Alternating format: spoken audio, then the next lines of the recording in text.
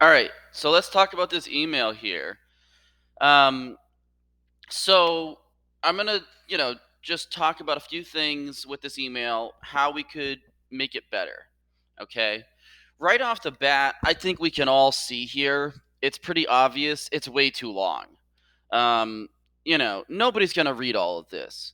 It's just way, way, way too long, and not just the length that as soon as sees an email that's this long, they're just gonna delete it. Like it's not only the length, but this person is trying to pitch me on just too much, too many different things, So they apparently do business translation, localization, whatever the hell that is, transcription, captioning, subtitling, interpret all of these different, 10 different things. DTP, I don't even know what DTP is, and that's another tip that I want to talk about in this video. Like, don't use any acronyms unless you know for sure that the person you're sending that email to knows what that acronym means.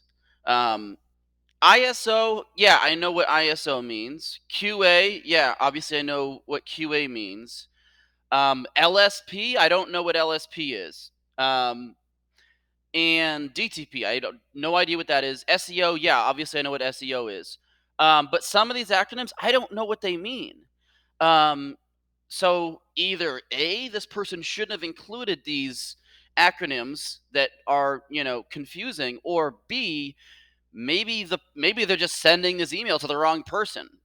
Their ideal buyer, maybe their ideal buyer does know what all these acronyms mean. They're just sending it to the wrong person, which leads me to my next point with this email. I am not the right person to send this to. I have, my role here at Lead IQ has nothing at all to do with business translation or localization, because, like I said, I don't even know what localization means. Um, you know, and multilingual voiceover. I did some voiceover back in college, when I worked for a college radio station and a little bit after that, but I don't do voiceover now. Um, so like it's just not relevant to me at all. So that's like really the two biggest things I want to kind of get across in this video is like number one, it's just too much, way too long. They're trying to pitch me about too many services, um, and you could split that up into a bunch of different emails. I mean, if they list off here like literally 10 different services that they provide, that could be a 10 email sequence. You could talk about one of them in each email. So now you have 10 different emails that you can send out, and then you have a chance that at least one of those 10 things might be something of interest for that prospect. And then you can get a bite, you get a response, you get a meeting booked. But if you fire off all 10 bullets right away, you pitch all 10 products in that very first email, then what? What are you going to say? What are you going to say in your second, third, fourth email? Statistics show it takes at least 8 to 12 emails before you get a response. And so, but you send all of this in the first email, and the person just is not going to read. They're just going to delete it. It's just too much. Then the other thing I want to, communicate here is it's just not relevant at all to me and my role here at the company. So do your research and know who you're reaching out to, um, and make sure that you're reaching out to the right person. It doesn't take that long to do the right research and apply the right search filters in LinkedIn Sales Navigator. Use a Boolean search. It takes 2 seconds, to find the right people. Um, and also the other thing I wanted to point out here with their look at their signature. There's a lot of different things in their signature, um, that it's kind of repetitive and redundant. That in the email, they're listing their website here. You can also have a look at our website, www.whatever.com. They then have their website here in their email signature. So you don't need to put the website in the body of the email. That's redundant because it's already in your email signature. Um, there's links to all these different things here at the bottom, so you don't need to you don't need to reference all that stuff up at the top. Another thing I want to point out here, they've delivered projects for LinkedIn, Facebook, Microsoft, Samsung, Disney, Procter and Gamble, blah blah blah blah.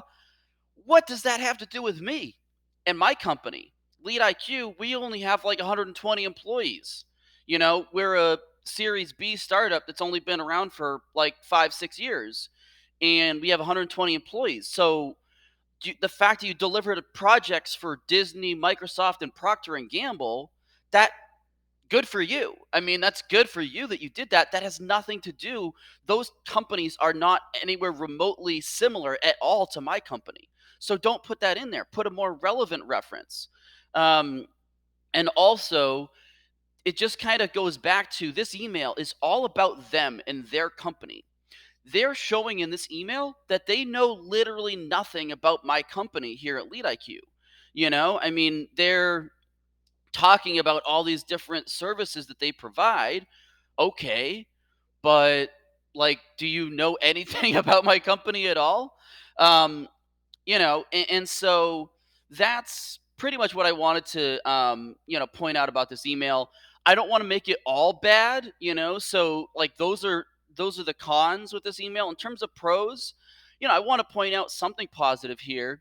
At least it's well written, I mean, we can at least give them that. It's way too long, but like I'm not really seeing any like spelling or grammar errors. It doesn't look poorly written. It looks pretty well written. Okay, I'll give them that. Um, and also this person is polite. They're polite. They're not being really pushy. With the way that they're wording things. Okay.